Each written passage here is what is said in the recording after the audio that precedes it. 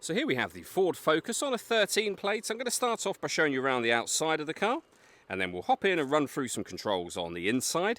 From the outside though, you can see it's a 5-door car with alloy wheels and tinted windows. We're going to start off inside the boot area first of all. As we approach the back of the car, you can see we have reversing sensors, plenty of boot space as well, along with that 60/40 split folding rear seat should you wish to increase this space even further again. Okay, so we're just going to work our way back around to the front of the car, and then we'll hop in and run through some of the controls, as I mentioned, on the inside of it from there.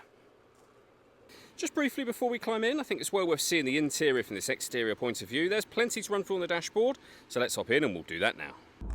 Okay, now that we're inside the car, we're going to start with the dials. On the left-hand side, we have the rev counter, while on the right-hand side, the speedometer.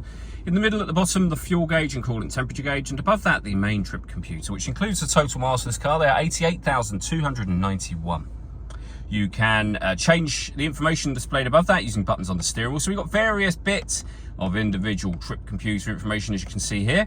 And then back round to the beginning, which will give us the 4 pieces of information displayed simultaneously. If we back out to the steering wheel, we have the buttons on the left-hand side to do what I was doing just a moment ago. Phone and stereo controls on the right-hand side, and then cruise control and speed limiter down here on the left. In the centre, we have the main screen. So you can pair up a phone to the car, which is the menu we're on at the moment. Once you paired up your phone, in terms of music choices, you can see there, you have USB input, Bluetooth audio, so you can stream your music wirelessly, as I say, once you paired your phone up. Auxiliary input too. We have, of course, got the radio, so you can see AM, FM, and every push of the radio button will take you around, as you can see here. DAB radio as well. We have the CD player, which you can see, the main volume for the stereo, and underneath that, climate control for the car. So this is dual zone climate control, meaning you can independently control the driver and passenger temperatures. You can determine where you'd like the air to be distributed once it enters the car.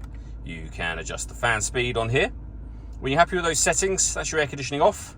Back on again, or hit auto. The car will now take control of the fan speed and the direction of the air to maintain the temperatures you've asked for. Any manual adjustment will take auto off and allow you to put it back on your own settings. We can turn the parking sensors on and off from here. This car's got autonomous parking, which you can turn on, and the car is able to steer itself into a parking space, giving you directions as to when to brake and what gear to be in. You've got your stop and start. You can turn that on and off, and with a heated rear and front screen as well. We have the 6-speed manual gearbox, and then heated driver and passenger seats. The passenger driver seat is electronically adjustable as well, but as you can see there, you've got your heating controls for each seat separately. All that leaves me to say is thank you for taking the time to watch this video. If you'd like to come and see the car for yourself and have a test drive, please feel free to give us a call here at Surrey Specialist Cars. We'd love to hear from you soon.